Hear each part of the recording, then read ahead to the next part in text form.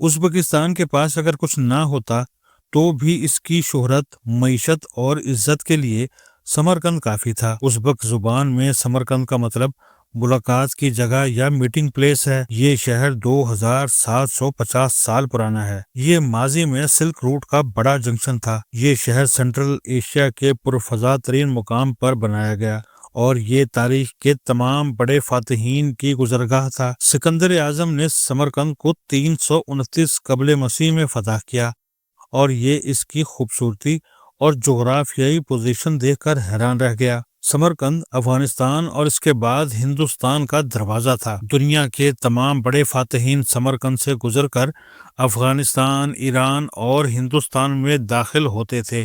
نبی رسالت صلی اللہ علیہ وسلم کی رحلت کے بعد حضرت قاسم بن عباس رضی اللہ عنہ سمرقند تشریف لائے اور سینٹرل ایشیا میں اسلام کی اشاعت کا آغاز کیا۔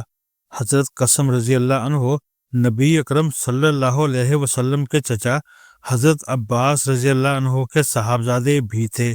آپ صلی اللہ علیہ وسلم کے کزن بھی، اور آپ رضی اللہ عنہ ہی وہ شخصیت ہیں جنہوں نے نبی اکرم صلی اللہ علیہ وسلم کو لحد میں اتارا۔ سمرقند کے گستاخوں کو حضرت قاسم رضی اللہ عنہ کی تبلیغ پسند نہ آئی، چنانچہ انہوں نے آپ رضی اللہ عنہ کو عین نماز کے دوران شہید کر دیا۔ آپ رضی اللہ عنہ کا سر مبارک تن سے جدا کر دیا گیا، لیکن جب تدفین کے وقت سر مبارک جسم اطہر کے قریب رکھا گیا اور آپ رضی اللہ عنہ کو لحد میں اتارا گیا تو آپ رضی اللہ عنہ کا جسد مبارک غائب ہو گیا۔ سمرقند کے لوگوں کا خیال ہے حضرت قاسم بن عباس ابھی تک زندہ ہیں، چنانچہ یہ انہیں شاہ زندہ کہتے ہیں۔ یہ کہانی کس قدر سچ ہے ہم یقین سے کچھ نہیں کہہ سکتے، تاہم سمرقند میں حضرت قاسم رضی اللہ عنہ کا مزار موجود ہے۔ یہ ایک طویل کمپاؤنڈ ہے جس میں امیر تیمور کے خاندان سمیت بے شمار نامور لوگوں کی قبریں ہیں اور ہر قبر عظیم تعمیراتی شاہکار ہے۔ یہ چھوٹے بڑے درجنوں مقبروں کا مجموعہ ہے اور آپ جب اس کمپاؤنڈ میں داخل ہوتے ہیں تو ہر مقبرہ آپ کی توجہ کھینچ لیتا ہے اور آپ اس کے بنانے والے کو داد دیے بغیر نہیں رہ سکتے۔ چنگیز خان نے 1220 میں سمرقند فتح کیا۔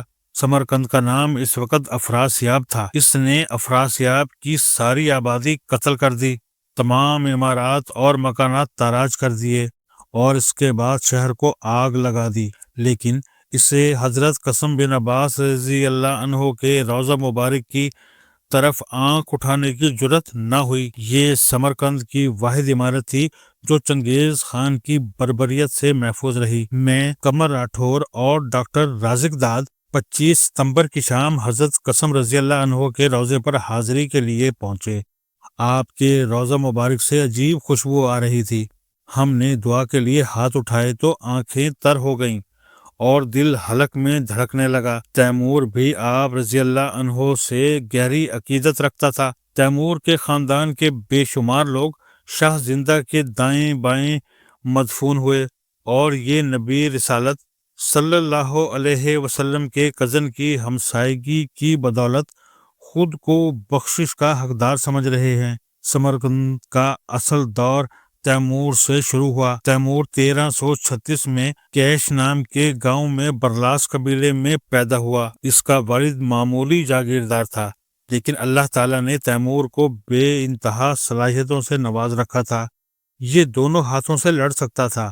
اس کے حوصلے غیر متزلزل تھے۔ یہ بے خوف اور بے رحم بھی تھا، اور یہ اس کے ساتھ ساتھ علم اور عالموں کا بھی شیدائی تھا۔ اس نے اپنے گاؤں کے ارد گرد شہر سبز کے نام سے شاندار شہر تعمیر کروایا۔ یہ نابغہ روزگار شہر تھا اور تیمور اپنی بائیوگرافی میں بار بار اس کی تعریف کرتا ہے، لیکن اس نے اپنی ریاست کا دارالحکومت سمرقند ہی کو بنایا۔ سمرقند تیمور کے دور میں دنیا کا خوبصورت ترین شہر تھا۔ شہر کے چاروں طرف 14 بڑے بڑے باغ بنائے گئے، پورے شہر میں ہزاروں درخت لگائے گئے اور سڑکوں اور گھروں کو انگور کی بیلوں سے چھپا دیا گیا۔ تیمور اپنے سمرقند کو بہشت برزمین کہتا تھا اور یہ غلط بھی نہیں تھا۔ تیمور کی سلطنت روس سے دہلی اور آذربائیجان سے لے کر بغداد، شام اور قاہرہ تک پھیلی تھی، لیکن سمرقند اس کی جان تھا۔ تیمور کی 12 بیویاں اور 4 بچے تھے۔ یہ ایک دن شطرنج کھیل رہا تھا، اس کے ہاتھ میں شاہ تھا۔ اس وقت اس کی لونڈی اندر آئی اور اسے بیٹے کی ولادت کی خوشخبری سنائی۔ تیمور نے ہاتھ میں پکڑے شاہ کی طرف دیکھا اور اس نے بیٹے کا نام شاہ رخ رکھ دیا۔ یہ بیٹا اس کے انتقال کے بعد اس کی سلطنت کا وارث بنایا۔ تیمور کا ایک بیٹا جوانی میں بلڈ کینسر سے مر گیا، دوسرا بیٹا دہلی کی فتح کے دوران مارا گیا، تیسرا بیٹا بھی بیماری کا شکار ہو گیا اور پیچھے رہ گیا شاہ رخ۔ یہ درویش صفت انسان تھا۔ تیمور اپنی وسیع سلطنت اس کے حوالے نہیں کرنا چاہتا تھا، چنانچہ اس نے اپنے پوتے محمد سلطان کی تربیت شروع کر دی۔ یہ تیمور کی کاپی تھا، لیکن بدقسمتی سے یہ ولی عہد بھی تیمور کی زندگی میں وفات پا گیا۔ تیمور نے سمرقند میں اس کا خوبصورت مقبرہ بنوایا۔ تیمور نے اپنی زندگی میں شہر سبز میں اپنی قبر تعمیر کروا دی تھی، لیکن آپ قدرت کے فیصلے دیکھیے، یہ قبر آج تک خالی پڑی ہے، کیونکہ تیمور 1405 میں چین کی مہم کے دوران قزاقستان میں سردی لگنے کی وجہ سے بیمار ہوا اور راستے ہی میں فوت ہو گیا۔ اس کی لاش سمرقند لائی گئی اور اسے اس کے پوتے محمد سلطان کے پہلو میں دفن کر دیا گیا۔ تیمور کا پوتا الغ بیگ سمرقند کا حکمران بنا تو اس نے تیمور کا عالی شان مقبرہ تعمیر کروا دیا، اس کے ساتھ شاہی خانقاہ بنوائی، شاہی مدرسہ بنوایا اور اپنے دادا کی قبر کو ہمیشہ ہمیشہ کے لیے زندگی بخش دی۔